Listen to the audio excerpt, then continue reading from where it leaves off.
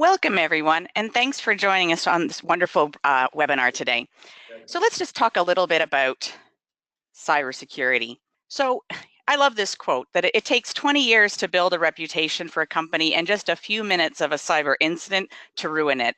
And I'm sure you've seen some headlines over the past few years for these big companies that have experienced this, that they've been in business for a long time, pretty reputable organizations, and then all of a sudden they have a breach, and that's all anyone can think about.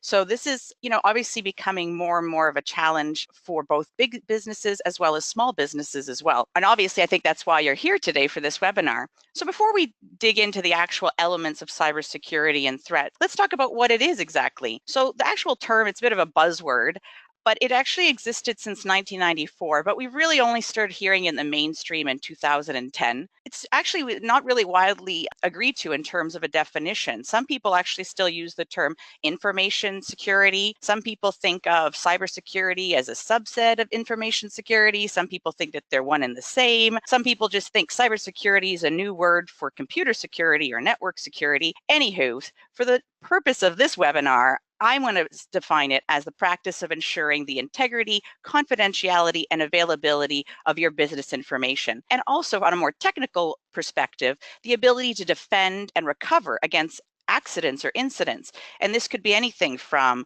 hard drive failures to power outages and from attacks from adversaries. So let's dig into why we want to do that. So why does cybersecurity really matter? Well, I think really it comes down to the money. So let's look at some of the figures from our recent Cybercrime 2017 report. Cybercrime damage is going to cost about $6 trillion annually by 2021. To deal with all this cyber damage, cybersecurity spending is going to exceed $1 trillion between 2017 and 2021. The human attack surface is going to reach 6 billion people by 2022. What that means is the amount of people actually on the internet. So actually right now, as of 2017, there were 3.8 billion internet users, which is about 50% of the world's population. So they're forecasting that that's going to jump up to, like I said, 6 billion, and by 2030, they're suspecting it's going to be 7.5 billion internet users. And that the big one we are hearing around today of ransomware, that's actually going to continue to rise, and that the cost for ransomware will cost 11.5 billion in 2019.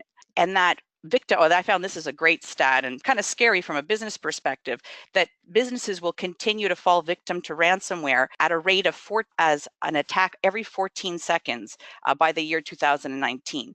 So that's pretty scary in terms of, and I put that out there because obviously money makes a difference, but it's also in terms of how prevalent this is going to be in the future. It's not going away. So what can we do to actually protect ourselves from this? Well, and that's what this webinar is all about. Most of it is education and awareness. So we're going to get started by just talking about, at a high level, what cybersecurity or threats are. So every internet user, I think any user, whether they're young, old, or in business, should understand this sort of basic concept, that there are different types of breaches and threats that exist out there. So the hackers, which are the bad guys, they're always looking for weaknesses and vulnerabilities. And basically, in terms of your computer, there are 3 different ways that they can find these vulnerabilities. There's physical vulnerabilities like the hardware. So either actually getting to your laptop or computer and putting in a USB drive, or getting in through your router, sort of physical hacking type of thing. There's software hacking, which is kind of finding holes in the software to try to trick your software into doing things it's not supposed to, or trick your laptop into not recognizing software that's not supposed to be there. And then the biggest component that they like to exploit is the human component. So this is where they like to play up the fact of disguising stuff to make it look like something you trust, you believe in, and basically it's to elicit a response, whether it's clicking on something and opening up some viral software, or going to a website and giving away your information to people that you don't think you're giving it away to. So there are lots of different cybersecurity threats. These are sort of the most common ones. We're going to talk about some of these today. So overall, sort of data loss and compromised data is a big issue. Ransomware, which I just talked a little bit about, and we're going to talk about a little bit more today. we're going to talk about this one's actually becoming more and more of an issue, and I've seen some samples, and they're actually quite scary in terms of the the type of genuine, like the emails look so genuine that I would say as an employee, I would struggle to know whether or not this is actually coming from someone in my organization. And that's sort of basically impressions of executives and managers. So hackers are trying to trick people within a company to give away information. It's kind of scary. Social engineering attacks, so that's a bit of an umbrella, and we'll talk a bit about what falls within that. Viruses and also physical incidents are also on the rise as well. So in order to protect you and your company from cyber breaches, I would recommend basically 3 sort of areas that we're going to look at. The biggest one is awareness and education. Knowing what the threats are, what to look for is a big key into making sure that you don't fall victim. 2 is sort of, the software and the hardware pieces.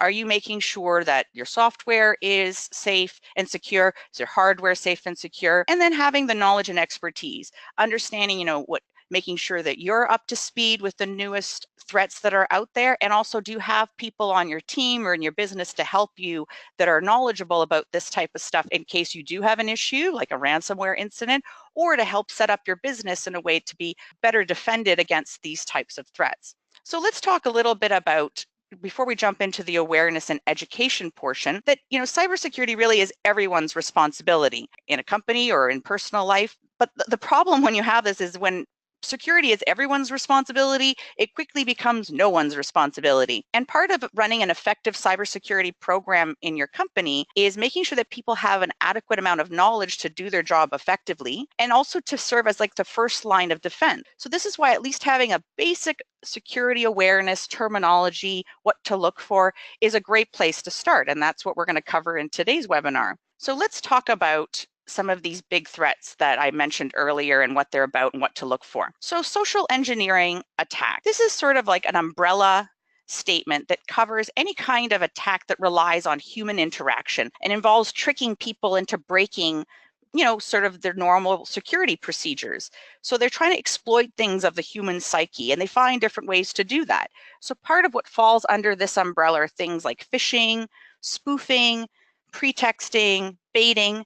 So we're going to talk a lot more in this webinar about phishing and spoofing, but I'm just going to give you a little bit of a definition for pretexting. So pretexting is a technique where, unlike phishing, which we're going to talk more about, is about sort of exactly like phishing, like with fish, but with a PH, is when you try to lure people in to click on something to divulge their information. Pretexting is like that, except it requires a lot deeper trust levels. So here's an example: is if a hacker discovers that a company deals with an insurance company, insurance claims for healthcare, if they find out who that healthcare company is, they know that, oh, okay, as part of this, they generally have to be compliant with certain regulations. So if the hacker knows what these regulations are, they could set up an email that they would send out to employees, basically from the government, saying that in order to comply with this regulation, they have to click on this company link and sign in and use their credentials.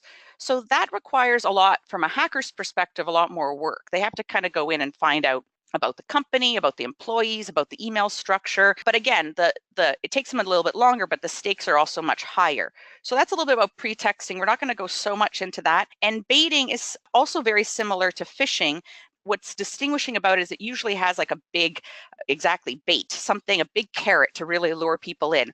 So either free music, a free movie download, and basically to get this free item, you have to surrender your login credentials.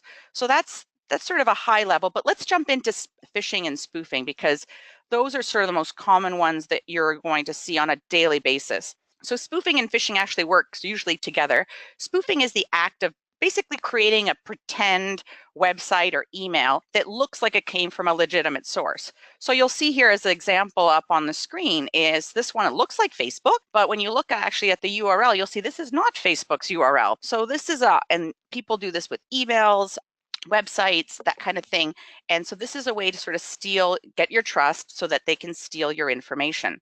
And as I mentioned, spoofing usually works together with phishing. So this is the most common threat technique used by hackers because it's really easy for them to execute, requires pretty little effort, and they can hit many thousands of people. And again, they might not trick those hundreds of thousands, but they might trick one or two, and then they go from there. So Phishing is the act of basically using fake emails, text messages, websites, like I just showed you with the spoofing element, to elicit a response. So this could be a combination of sending you an email to click on it to go to a website and log in so they could steal your login credentials. It could be clicking on an email, going to a place to put in your credit card information. That'd be scary. Also, even just putting in information. They send you an email saying, hey, we need your address or something because we need to confirm it. So things like that. There's just basically a way to get your information through trickery.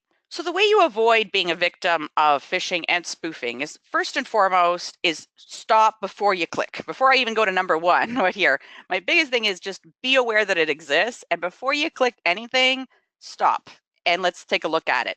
And first of it is learning to identify, like, and that's part of why I'm saying stop, because I know we are bombarded with emails. We're getting hundreds of emails a day, and it's really easy to sit there and scan and swipe and delete, or click really quickly because we're going through them such a quick rate. But this is where it's really important, especially with, I'd say, anything that's asking you for your information, something that seems like a company you trust, like Amazon, PayPal, banking, anything. Don't click on it until you do these checks, okay? So first and foremost, you're going to take a look at it to see, is the name and the email correct? You're also going to check the link. And the way you do that is if you hover over the actual URL in the email address, you'll see the URL come up. And obviously, if it's Amazon, it should have an www.amazon.com type address, not some other kind. Another thing you should look for as well, and I found this in tons of the emails that I've received, is poor spelling and grammar. Now, a lot of these phishing and phishing schemes come from abroad, and English is not their first language, so they'll usually take an email, an actual letter that they might have found, and alter it a bit. Again, their grammar and spelling is not correct, but they don't care. They put it in there anyways. And I find that interesting because people need to keep in mind that big companies like Amazon, like PayPal, like all these big companies, they have people on staff that it's their jobs to write emails and letters and make sure that they're perfect and the grammar is perfect. There is no spelling errors. Not to say that they don't have mistakes occasionally, but for the most part, they will be perfect. So if you're getting some weird email that has like very obvious blatant spelling mistakes from some big organization, definitely a flag that this is probably not a real email. Also, something to look for is threatening wording. So because they want to elicit a response from you. So you'll see emails like urgent action required, your account will be closed, your account's been compromised, because they want to play on that anxiety to get you to respond and just react and click on it. In this example that I have here, you see refund, you're like, ooh, I'm getting money? Great. So you just go in. Oh, all you have to do is provide a billing address. Perfect. But then it's like, wait a minute. Amazon has if they're providing me a refund for something, they have my address already on file. Why would they be asking me for it? So that's something to keep in mind. Here's a few other examples.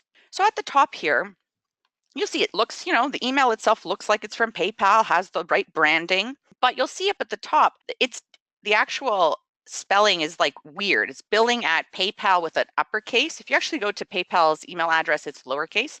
Another way to look at it, and again, you might not know that, but if you go on your own, another URL like to your Internet Explorer and type in www.paypal.com, you'll see up top that it's not pay and then pal uppercase, it's just PayPal lowercase.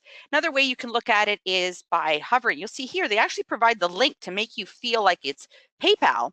But when you actually hover over it, it is not going to PayPal at all.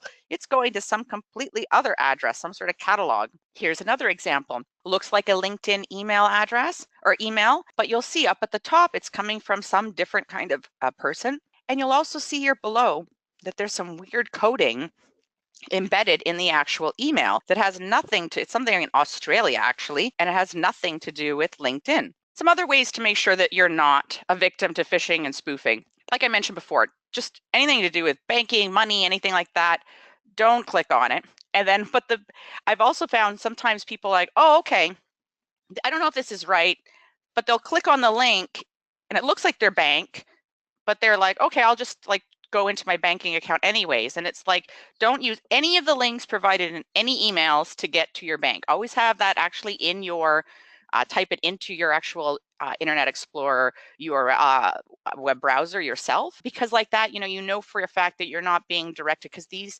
These folks are very sneaky in terms of making these websites look and feel and behave just like the sites that you're used to going to. Another thing to keep in mind is making sure that you only enter sensitive data into secure websites. And the way you know that is by looking in the top of your browser, any of the browsers. Sometimes in some of them it's at the bottom, some of it's at the top in the actual URL area. At the top here, you'll see a little lockbox and it'll say secure. And you'll see when it's not secure, this will be unlocked. So that's still something to keep in mind as well while you're surfing and going to websites. Before you type in any personal information, if this is not locked down, don't do it. And as I said before, when in doubt, if anything seems fishy, odd, bizarre, just don't click on it.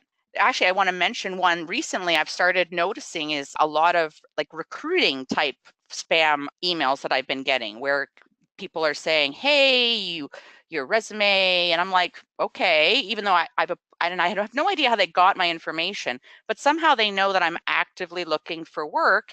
And so somehow they've kind of, again, gotten smart about it and turned it around and said, oh, we have this job opportunity for you. And I was like, wait a minute, I didn't apply there. And I checked the URL and it was going to some weird place in like, I think in Czech Republic or something. And so there was something, anyways, they're getting much smarter and much more intelligent. So if anything just seems odd or off, like I said, just don't click on it. Just either delete it or put it aside and go and do your investigation on your own without clicking on any of the links. Here's another one that's very common, and it's been coming up both in Canada and in the US.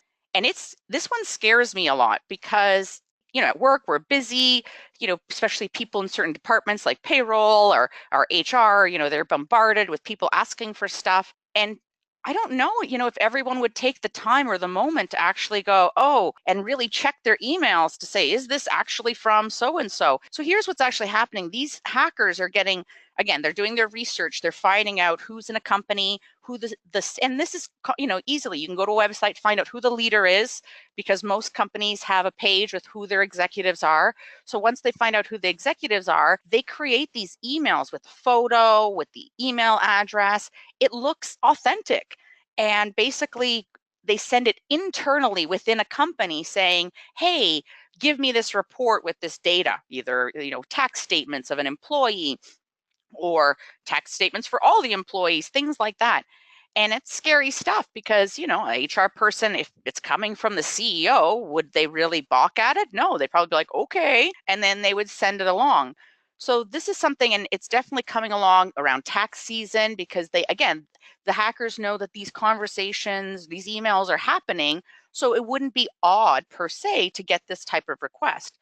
So with this one, I definitely recommend that to avoid this, making sure employees are aware that this is happening, that this does happen, that their emails that come in, photos, everything looks like who it should be. Another part is also, you know, probably implementing some sort of a request for a policy for confirming sensitive requests. So, you know, maybe with people who deal with HR, financial, any sort of business reporting, maybe there's a sort of, I don't know, maybe there's a code word that you guys always use when you release certain information. Or maybe when people send in emails like this, if it's not common, you know, if it's, you know, for example, the CEO never emails you for information, all of a sudden you get an email from the CEO, I would maybe call his assistant and say, hi, just want to confirm. Again, not being a pain, I just want to confirm from security perspective. But again, having something, whether it's by word of mouth, calling the person, maybe there's a text verification, something to make sure. And another way is also maybe look at how you structure your email addresses, what information you put about your company online. You know, I understand that, you know, people want to put their leaders and stuff, but I guess, do you have to put all your employees out there? Is there value in everybody knowing who all your employees are?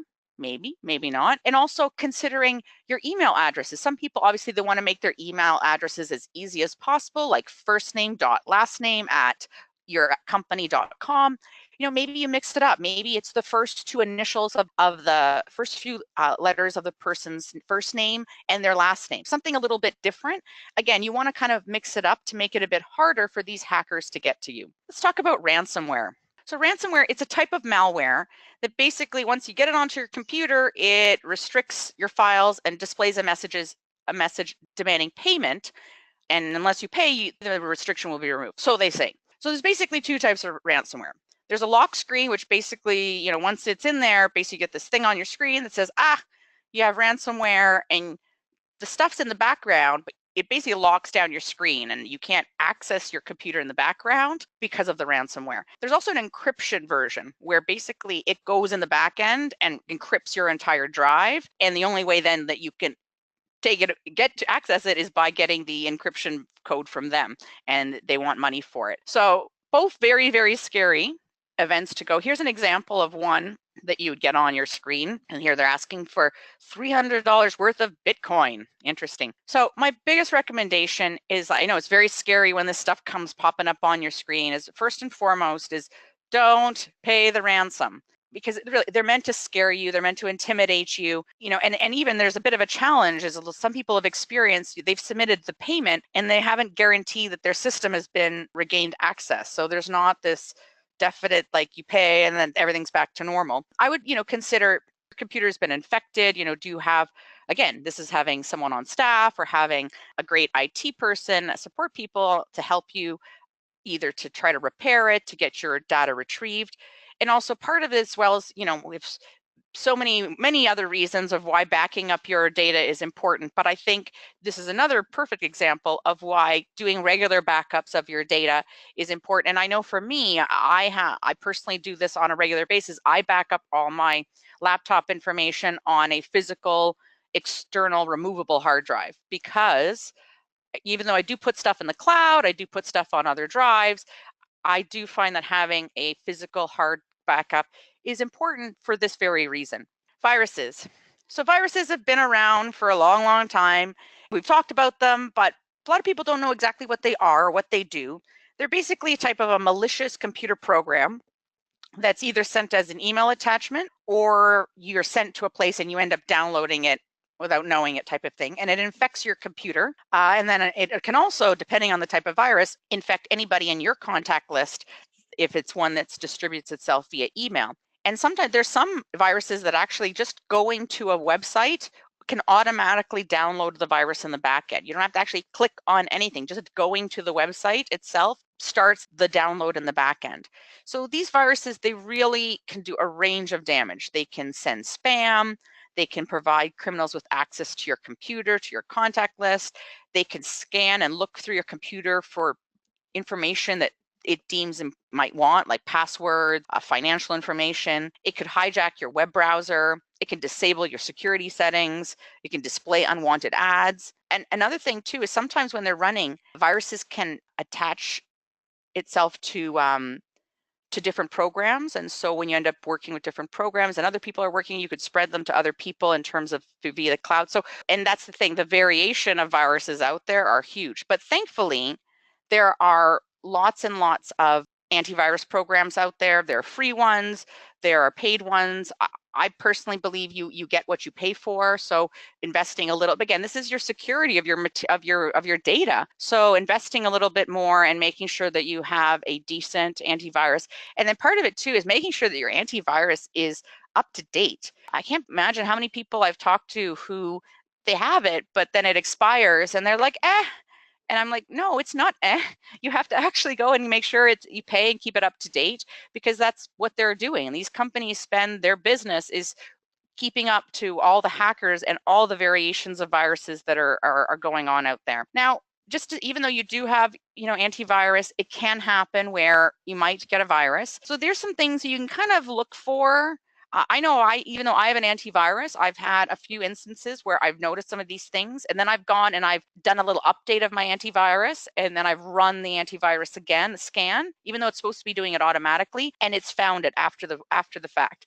So here's some things to sort of look for. Like if you notice your computer's taking longer to start up, or it doesn't start up at all, that's a bit of an issue. If you start clicking on certain programs and it takes longer to launch, files and data like moving or disappearing from certain places, finding that there's certain and this is what I found, is I had a certain program that just kept it was fine, and then all of a sudden it just started crashing all the time. Oh, this is also, I've experienced this, where your home page is set to a different browser. So you've set it to Google, or you've set it to whatever you wanted your home page to be, and all of a sudden you come back to your web browser and it's somewhere else, and you're like, wait a minute, That's definitely a sign that something's been tampered. Also noticing that you're just either web pages are slow to load, possibly if your your display looks fuzzy, or just not, maybe it's a little bigger, the fonts are bigger or really small, could be an issue. Or also noticing that there might be programs, like I had one incident where I had a program that kept, and I couldn't turn it off. And I uninstalled it, and wouldn't let me uninstall. And that's when I knew that something has gone terribly awry, and there was some sort of virus that was locking down this software, not letting me uninstall it. But anything that looked kind of fishy, kind of suspicious like that, definitely, don't turn your eye, and definitely sort of either run your virus program, run a different virus program. That kind of stuff will definitely help. So we talked about, so this is that was the education portion, and understanding, what the types of threats are and how you can sort of identify them. And now we're talking about hardware and software. So the first part was more about from the human aspect. This is the back end. Now, obviously, as a human, you have the control to make sure that you have the right antivirus and the right hardware equipment and stuff like that.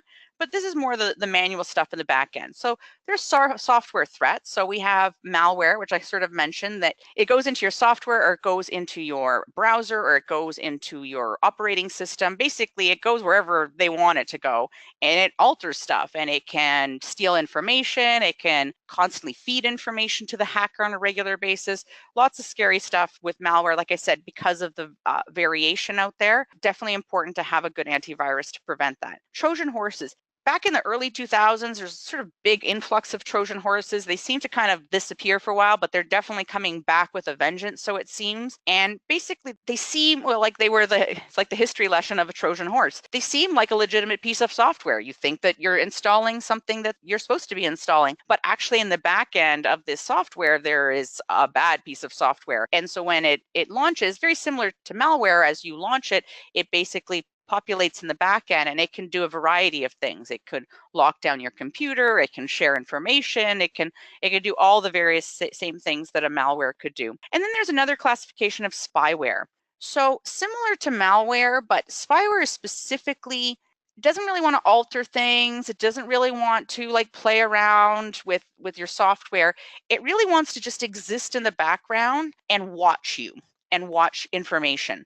And it can either and send that watched information to whoever put it there in the first place. So again, it could watch your email. It can watch your web browser. It can watch many different things and send this information to whoever is the source of the spyware. I found that a lot of this spyware comes from like free downloads. It's usually in the back end.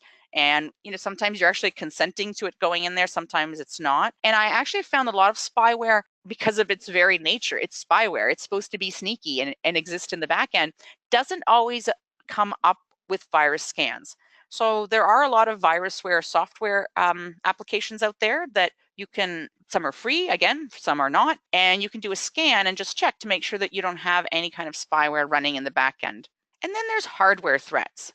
So I know most of like cybersecurity, a lot of the emphasis is on the web and on the software being secure and all that kind of stuff. But there's also the hardware aspect of it. And people often forget about this, is that making sure, especially at home, is less of an issue, but in a work environment or moving your equipment from different locations, you always have to kind of be aware of the actual hardware threats. So cyber criminals, also work in physical spaces. Yes, in their different parts of the world, just coding spyware and other stuff. But there are people that are out there trying to physically get into computers. So either it's physically stealing a laptop, phone, a tablet, going into an office place and putting in a USB stick to either remove or add content to a device, walking by in public places. How many people I know when I go to Starbucks and I walk by, people on their laptops, on their phones and stuff, and I'm standing in line and I'm like looking at their laptop and everything that they're doing. I can see what they're typing, I can see everything.